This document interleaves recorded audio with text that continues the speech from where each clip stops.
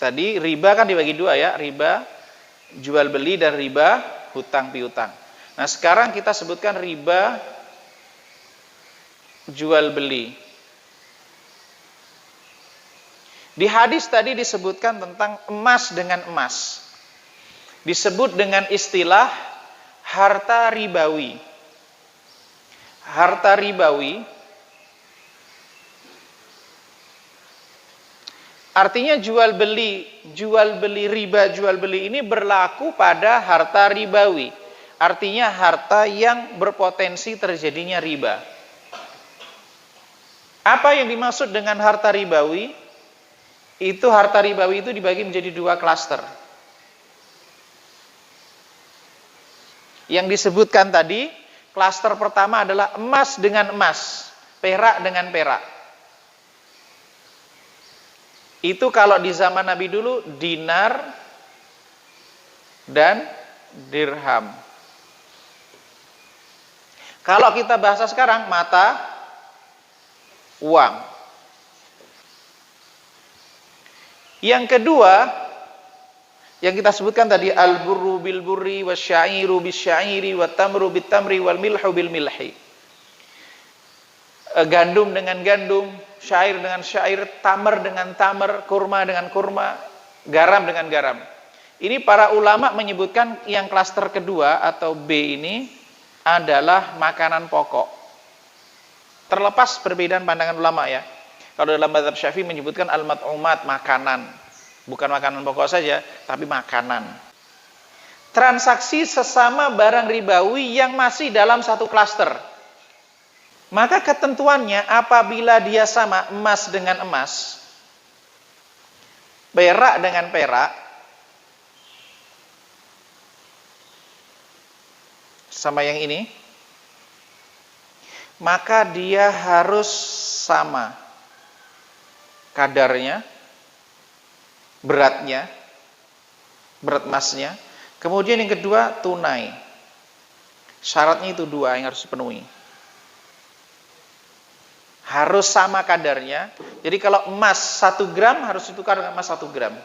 Kalau emas 1 gram ini 1 gram ditukar dengan 1,5 gram, maka penambahan itu riba.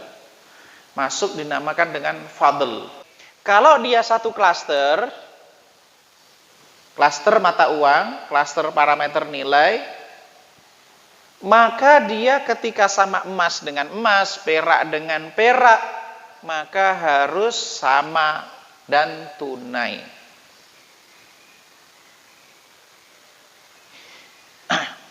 Tapi kalau dia itu beda, emas dengan perak,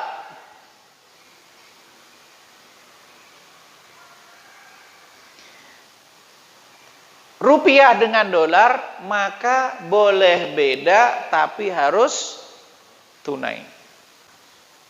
Kalau di produk perbankan itu kan ada beli logam mulia dengan cara mencicil. Ulama berbeda pendapat tentang bagaimana hukum membeli emas dengan cara mencicil, beli dengan cara mencicil. Mayoritas ulama internasional mengatakan tidak diperkenankan membeli emas dengan cara mencicil. Emas maksudnya di sini emas logam mulia yang kayak antam dan batangan, Pak ya. Yang memang orang memilikinya itu motifnya adalah investasi, kepemilikan harta, bukan untuk dipakai. Mayoritas ulama mengatakan tidak diperkenankan. Kenapa? Ketika dia mencicil berarti dia tidak tunai. Maka yang sebagian besar ulama pakai makanan pokok. Rata-rata menggunakan pendekatan makanan pokok. Contohnya apa? Beras. Nah, kalau orang melakukan transaksi beras dengan beras, maka meskipun satu beras basmati, yang satu beras ini kan masih sama satu klan ya, kan harus sama.